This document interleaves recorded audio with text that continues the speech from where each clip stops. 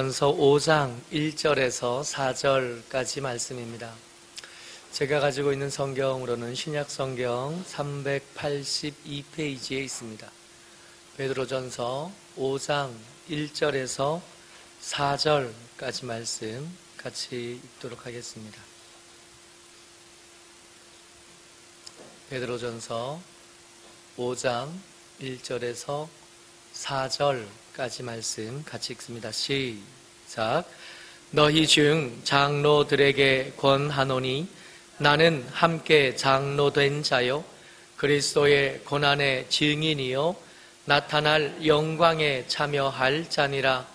너희 중에 있는 하나님의 양 무리를 치되 억지로 하지 말고 하나님의 뜻을 따라 자원함으로 하며 더러운 이득을 위하여 하지 말고 기꺼이 하며 맡은 자들에게 주장하는 자세를 하지 말고 양 무리의 본이 되라. 그리하면 목자장이 나타나실 때에 시들지 아니하는 영광의 관을 얻으리라. 아멘. 이제 베드로전서는 이 본문을 마지막으로 해서 마무리가 됩니다. 사도 베드로는 흩어져 있는 나그네들, 그 나그네들을 돌보고 있는 장로님들에게 권면하는 말씀으로 이 편지를 마무리하는데, 이 장로님들 중에 이 사도 베드로만큼 그 장로라는 말에 걸맞는 사람이 사실은 없다시피 합니다. 최고의 장로요, 또 우리 모두가 닮아가고 배워가야 될 그런 장로의 모습이 될 겁니다. 이 베드로 사도가 이 장로의 직분, 이 장로가 감당해야 될 일들 중 그 장로의 자격 두 가지를 여러분들과 제게 말씀해 주셔요. 오늘 말씀을 들으면서 나는 나중에 장로 안 할 건데 하는 생각이 혹시 드시는 분 있을 겁니다만은, 장로의 직분 이야기를 하자는 게 아니라 우리가 살면서 자연스럽게 생겨나는 영향력, 또 우리가 키가 자라고 몸이 자라면서 생겨나는, 아니 조금씩 길어지는 우리 가운데 생겨나는 그늘에 대한 이야기를 하려고 합니다. 먼저 나그네 된 여러분들과 제가, 장로가 되어야 될 여러분들과 제가 갖추어야 될 두 가지 조건이에요. 같이 읽습니다. 시작. 나는 함께 장로된 자요 그리스도의 고난의 증인이요 나타날 영광에 참여할 자니라. 장로된 사람들이 갖추어야 될 두 가지 소양이 있어요. 그 중에 첫 번째가 뭐냐 하면 그리스도의 고난의 증인이 되는 겁니다. 여러분, 예수님의 고난은 어떤 건가요? 우리 예수 믿는 지 꽤 시간이 지났잖아요. 같이 예배드리기 시작하고 기도할 줄 알게 되고 하나님의 은혜에 대해서 알게 되고 하나님에 대해서, 하나님을 우리가 아버지라고 부르는 것에 대해서 어색함이 이제 없잖아요. 그쯤 됐으면 당연히 알아야 될 것들 중에 가장 기본적이고 가장 중요한 것이요, 예수님의 고난이 뭔가, 예수님의 고난에 대해서 할 말 있는 사람 되시기를 주의 이름으로 부탁을 드립니다. 이것도 없어서는 나 예수 믿는 사람입니다. 그리고 베드로전서 말씀을 나누는 중에 내가 나그네입니다 라는 말씀을 나누고 있는데 이 말 못하는 거예요. 예수님의 고난에 대해서 할 말이 없다면, 예수님의 고난에 대해서 지식이 없다면 내가 나그네인 것 앞뒤가 안 맞아요. 예수님의 고난도 모르는데 내가 어떻게 하나님의 성도, 하나님의 백성이 될 수가 있겠습니까? 예수님의 고난, 그의 태어나심이 예수님의 고난입니다. 하나님이시면서 사람의 몸을 입으셔야 했던 것, 그게 예수님의 고난이에요. 세상의 모든 것을 다 가지신 분이 그 보좌에서 내려와서 가난하게 사셨던 그 모습이 예수님의 고난입니다. 그 가난하게 사시던 예수님께서 제자들을 향하여 제자들에게 배신당하고 인격적인 모독을 당하시고 발가벗겨져서 십자가에 매달리셔야 됐던 것, 예수님의 고난입니다. 죽음의 감히 그 죽음이 어찌할 수 없는 하나님이신 예수님께서 그 죽음의 아래에 들어가서 얼마간 죽음 아래에 계셨던 것, 예수님의 고난. 이 고난에 대해서 할 말이 없는 사람은 예수 믿는 사람 아닌 거예요. 예수 믿으면 복 받는다더라. 예수 믿으면 병이 낫는다더라. 예수님 믿으면 부자가 된다더라. 이것만 아는 사람들은 구경꾼이지 결코 예수님의 자녀가 되거나 예수님의 백성이 되거나 예수님의 형제가 될 자격이 없는 겁니다. 첫 번째요, 그리스도의 고난의 증인이 되는 것. 이것이 하나님의 사람, 성도요 나그네 된 사람들의 첫 번째 소양이에요. 그리고 두 번째가 뭐냐 하면 나타날 영광에 참여할 자가 되는 겁니다. 그리스도의 고난에 대한 지식이 있고 그것에 대한 감격이 있는 사람들이 다시 오실 예수님을 기대하고 거기에다 소망을 두고 그거 바라보고 살아가는 거예요. 이런 사람들을 나그네라고 부르고, 이런 사람들이 시간이 조금씩 지나고 그 연륜이 공동체 가운데서 인정이 되어지면 그 사람이 장로로 세워지는 겁니다.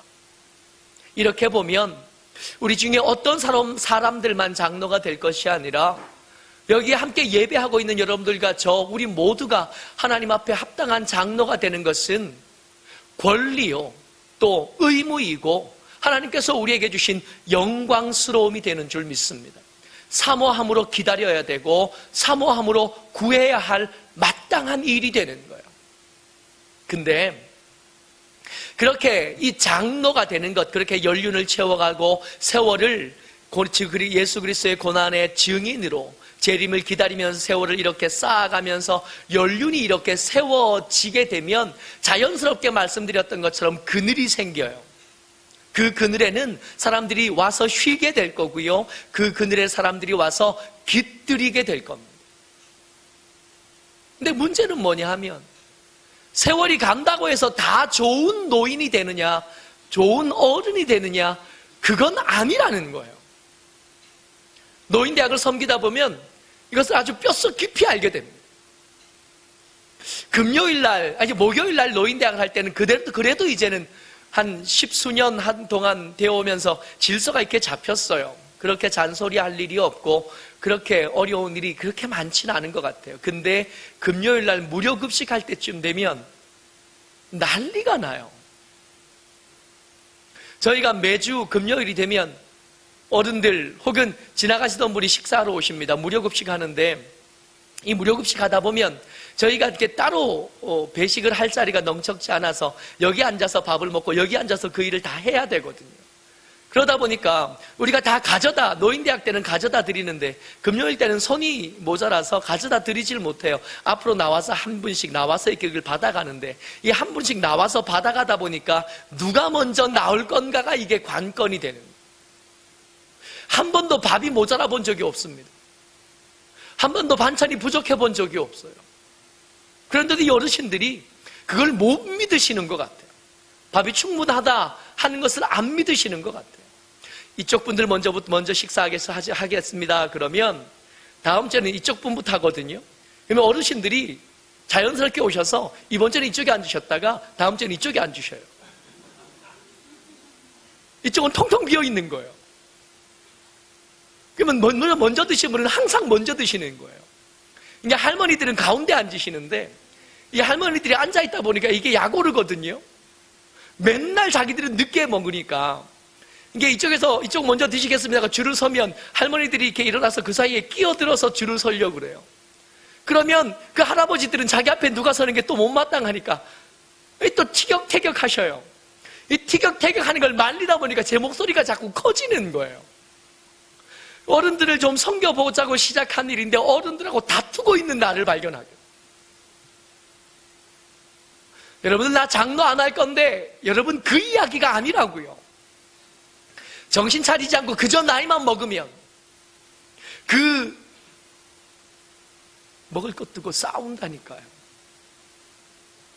어릴 때 형과 동생하고 같이 살던 제게는 TV에 나오는 드라마 중에 이해가 안 되는 장면들이 몇몇 장면들이 있었어요. 어떤 장면이 이해가 안 되냐 하면 냉장고에서 사과를 꺼내는 거예요. 전 한 번도 그려본 적이 없거든요. 엄마가 사과를 사가지고 오면 그 사과는 앉은 자리에서 다 먹는 거지 남아서 냉장고에 넣는 게 아니거든요. 저희 집에 저희 형이랑 제 동생이랑 저희 외삼촌이랑 이모가 같이 사셨어요. 저희 외삼촌이랑 이모가 저보다 한 살이 많고 외삼촌이 저보다 한 서너 살 더 많으셔요. 그러니까 같이 크잖아요. 그러니까 식사가 항상 전투적이에요. 그러니까 내가 빨리 안 먹으면 저걸 못 먹는 일이 생기거든요. 어릴 때는 그게 그럴 수 있겠는데 문제는 나이가 70이 되고 80이 되고도 그런다는 게 문제 아니겠어요? 오늘 설교의 제목이 내게 생긴 그늘에 걸맞는 삶을 꿈꾼다입니다. 훈련하지 않으면, 연습하지 않으면 좋은 어머니 고사하고 좋은 아버지 고사하고 이것도 안 되는데 좋은 장로님, 좋은 권사님 꿈도 못 꾸는 거예요. 반드시 연습하셔야 되고 반드시 염두에 두셔야만 합니다. 모쪼록 저와 여러분들이 지금부터 한 40년쯤 더 지나서 노인이 됐을 때 주변의 젊은이들로부터 존경받는 노인들이 되시기를 주의 이름으로 축복합니다. 이게 얼마나 간절한 기도 제목인지는 노인들이 모여 있을 때 그들의 모습을 보면 더 뼈저리게 알아요. 그 모습이 참 가슴 아프고 참 슬퍼요. 그러니까 오늘 말씀은 나중에 장로님 될 분들뿐만 아니라 나는 장로 안 돼야지 하는 분들에게도 중요한 기도 제목이 되고 중요한 훈련의 항목이 되는 겁니다. 같이 말씀 읽습니다. 시작. 너희 중에 있는 하나님의 양무리를 치되 억지로 하지 말고 하나님의 뜻을 따라 자원함으로 하며. 우리가 지난주까지 나그네의 삶을 말씀을 나누면서 계속해서 나누었던 이야기가 뭐냐 하면 참 나그네로 사는 거 쉽지 않다는 거예요. 하나님께서 우리에게 맡기신 이 나그네의 옷은 우리에게 걸맞지 않습니다. 나그네의 삶을 사는 것은 우리 같은 사람들에게 어울리지 않아요. 거룩한 성도들의 삶이 우리같이 자질이 없고 우리같이 부족한 사람들에게 걸맞을 리가 없어요. 거기에 맞추다 보니까 힘들어요. 성도다운 삶을 산다는 게 얼마나 힘든지 모릅니다. 속에 이만큼 솟아오르는 말을 거의 대부분 억눌러야 돼요. 여러분 가끔씩 그렇게 이가 문제가 없는 분들이 갑자기 이가 싫으신 분들이 있잖아요. 왜 일 없이 문제가 없는데 이가 싫은 분들, 이런 분들은 치과에 빨리 가셔야 된대요. 스트레스가 많은 분들이 밤에 자다가 이를 갈고 주무신 분들이 계시는데 이게 자기도 모르게 이게 이빨이 깨져서 그 깨진 부분에 이가 시리답니다. 근데 위에만 깨지면 그걸 치료가 가능한데 이게 깨져서 뿌리까지 깨어지고 나면 그 이는 못 쓴대요. 뽑을 수밖에 없대요. 왜 그래요? 하고 싶은 말 다 못한 겁니다.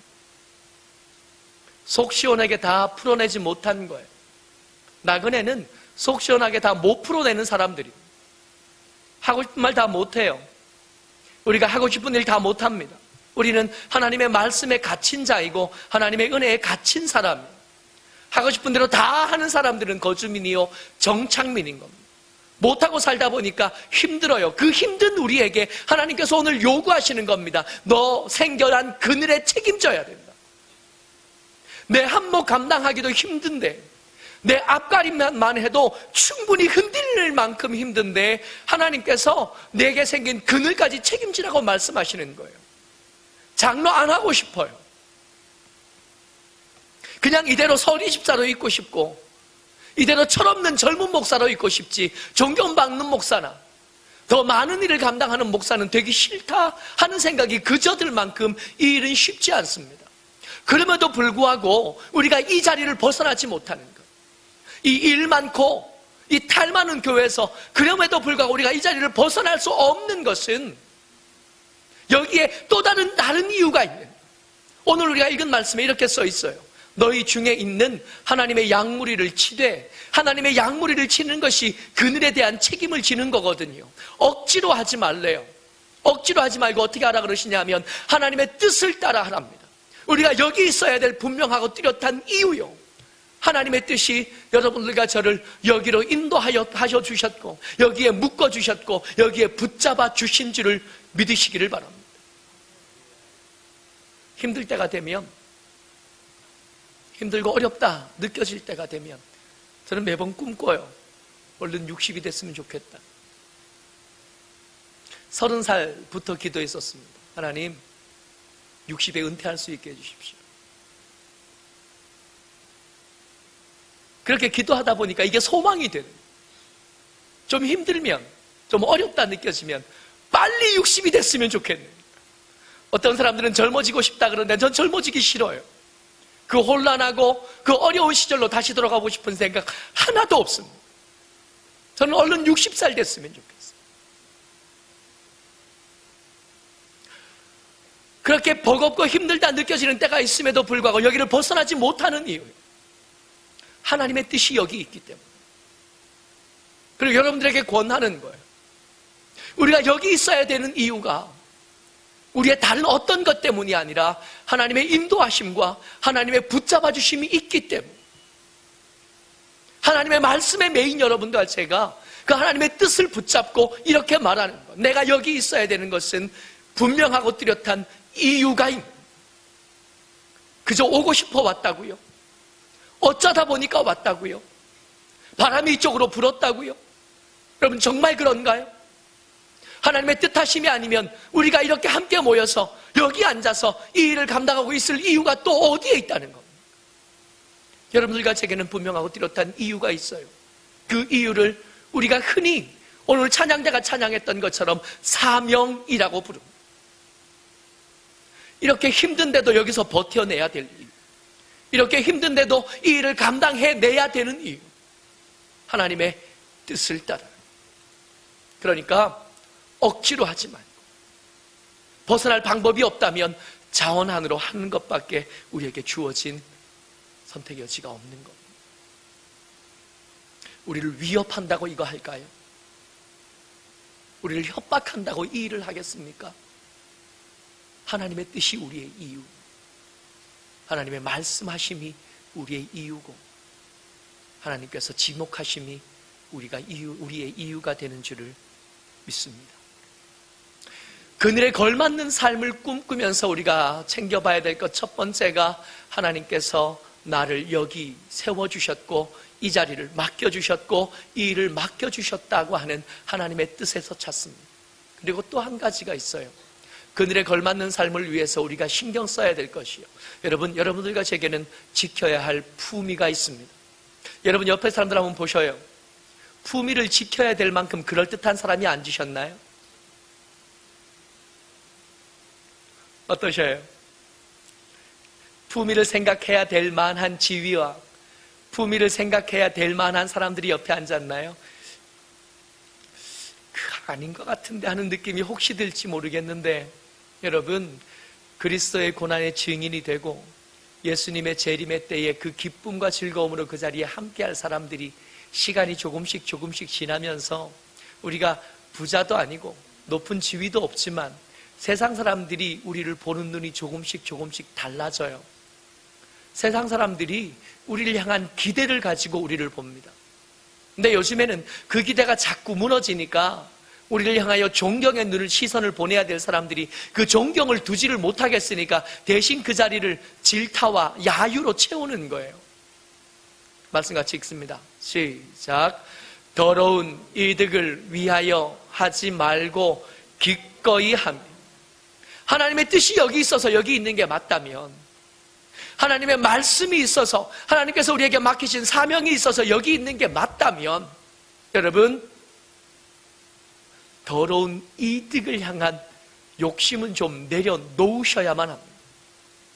최근에 한국교회가 큰 부끄러움을 입었어요. 어떤 큰 교회 원로 목사님이 비자금을 800억이나 만들었대. 그 800억이나 만들어 놓고 그걸 숨기려니까 다른 목사가 오면 다 드러나겠으니까 아들 목사를 세워서 그것을 숨겨보겠다고 하면서 온갖 욕이랑 다 들어먹고 있잖아. 근데 한 교회만의 문제가 아니라 이것이 한국 교회의 문제입니다. 크니까 드러난 거예요. 작은 교회는 문제가 없는가요? 그런 거 아니에요. 더러운 이들에게 눈이 멀고 나면 얼마든지 이 함정에 다 빠질 수 있는 겁니다.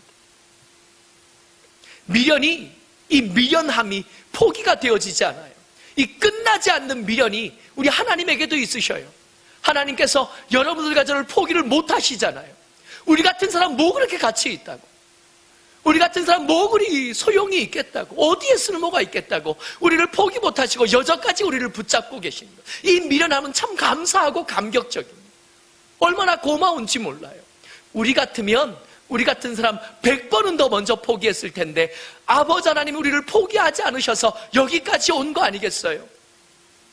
또 참 부끄러운 미련함이 있어요. 우리가 이 더러운 이득을 향한 욕심, 이걸 참 못 내려놔요. 나그네인 줄도 알겠고 예수 그리스도의 고난도 알겠고 그 부활의 소망도 알겠고 그 재림에 대한 소망도 있는데도 이 부끄러운 소망, 이 더러운 이득에 대해서만은 이 미련이 끊어지지가 않는 거예요. 여전히 그걸 미련이 그리워하고 바라는. 또 하나 무서운 미련함이 있습니다. 같이 읽어요. 시작. 근신하라, 깨어라. 너희 대적 마귀가 우는 사자같이 두루다니며 삼킬 자를 찾나니. 여러분, 이 본문은 장로들을 향한 권면의 말씀에 이어서 나오는 말씀입니다. 그러니까 이 우는 사자들 같이 도로 찾아다니며 삼킬 자를 찾는데 그 대상이 누구인 거예요? 장로님들인 거예요.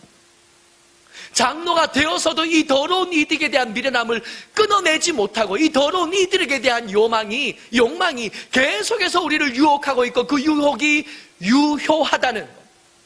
근신하지 않으면, 깨어있지 않으면 언제든지 넘어갈 수 있는,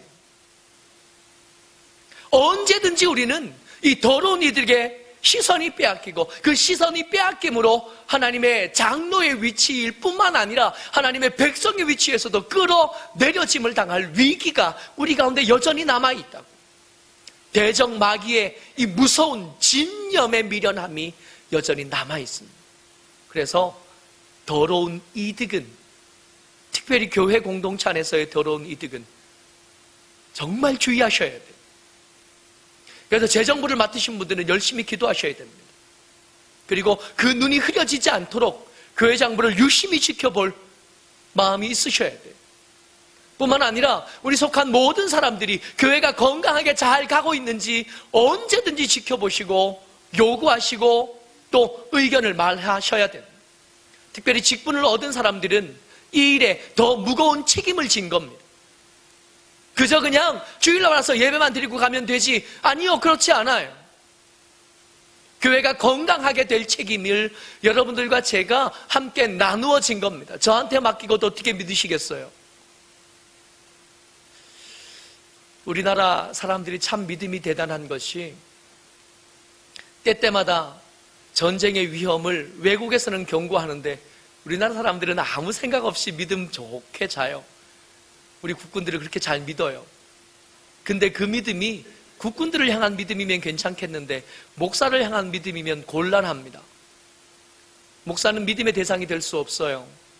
불쌍히 여겨주면 같이 신앙생활을 겨우 할 만한 사람들입니다. 그러니까 옆에서 도우셔야 돼요. 교회가 건강하기 위해서 여러분들이 눈뜨고 지켜봐주지 않으면 언제든지 이 더러운 이득 때문에 눈이 멀 수 있는 사람들, 그런 사람들이 모여서 교회를 이루었어요. 우리가 관심을 끊을 때, 우리가 마음을 닫을 때 교회는 언제든지 무너질 수 있는 위태한 곳입니다. 또 하나, 그늘에 걸맞는 삶을 꿈꾸면서 우리가 해야 될 일들이 있어요. 뒷모습을 챙기는 겁니다. 여러분, 첫 번째 기억하시나요? 우리에게는 여기 있어야 할 이유가 있다. 두 번째가 더러운 이득에 눈 멀지만 품위 지켜가면서 살자.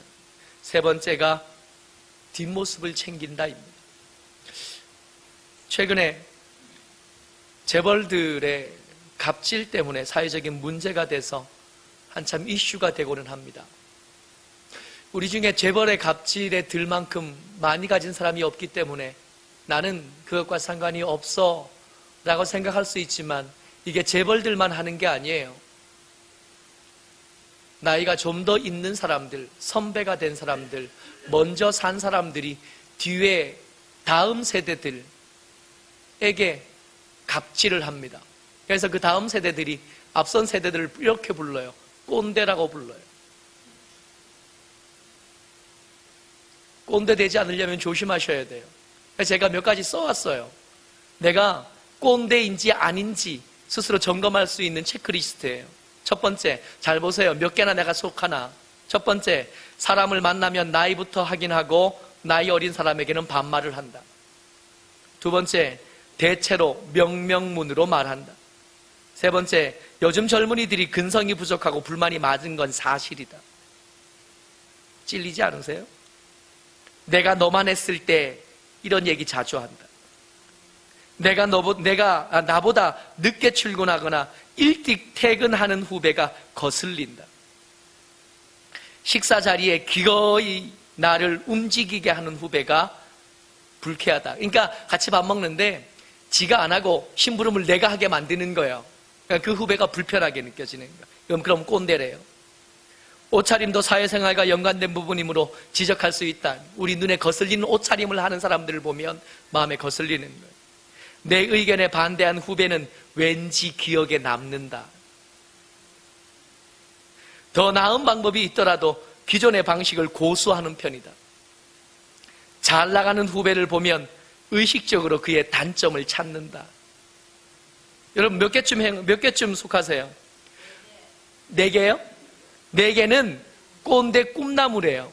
무럭무럭 자라면 꼰대 되는 겁니다. 1개나 하나도 없는 분은 아주 성숙한 어른이래요. 2개에서 5개 사이는 꼰대 꿈나무고요. 6개부터 8개 사이는 꼰대 과도기래요. 이제 거의 다 된 거예요. 9개 이상 뼛속까지 꼰대인 거예요. 어떠세요? 몇 개쯤? 제가 이거 하고 해보니까 6개 나오더라고요. 저는 꿈나무가 아니라 과도기인 거예요. 과도기. 이제 곧 꼰대가 될 거예요.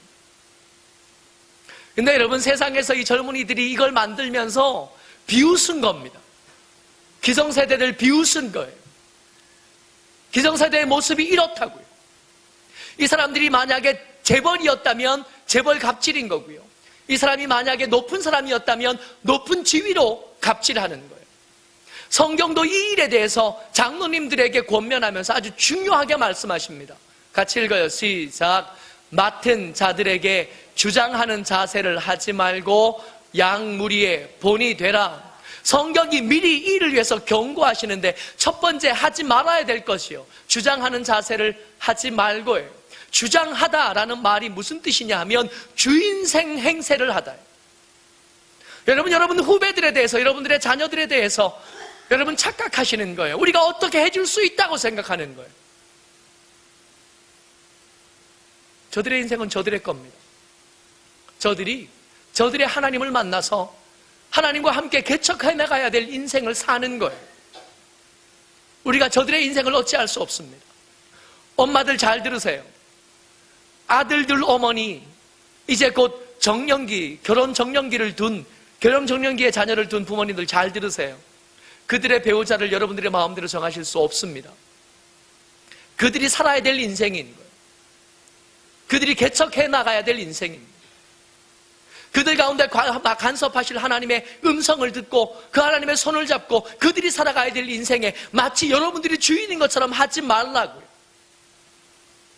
하나님께서 장로님들에게 점점 연륜이 생기고 그늘이 커져가는 여러분들까지에게 하라고 하시는 두 번째 부탁하시는 거예요. 본이 되라는 거예요. 근데 이 본이 되다라는 말씀이 음각이라는 뜻이 있대요. 음각이 뭐냐 하면 깊이 새기는 거예요. 새겨서 도장을 만들 때 음각입니다. 양각은 도들새김이고 음각은 이게 파내서 새기는 거예요. 그러니까 이 파내서 새긴 거니까 지나갈 때 걸릴 가능성이 작은 거예요. 발자국 할 때 그 자국이 이 본입니다. 그러니까 저들이 살아갈 인생 앞에 새겨 놓는 거죠. 그들이 그 길로 갈지 말지는 그들이 선택하게 해주는, 기도하는 모양도 마찬가지고 말씀을 읽고 묵상하는 모양도 마찬가지입니다. 신앙생활을 하는 모양도 마찬가지예요. 그 속에 정신만 똑바르다면, 그 속에 예수 그리스도의 고난을 알고 예수님의 재림을 기다리는 소망만 붙잡고 있다면 그 겉모습, 찬양하는 모습, 기도하는 모습들은 우리하고 얼마든지 다를 수도 있는,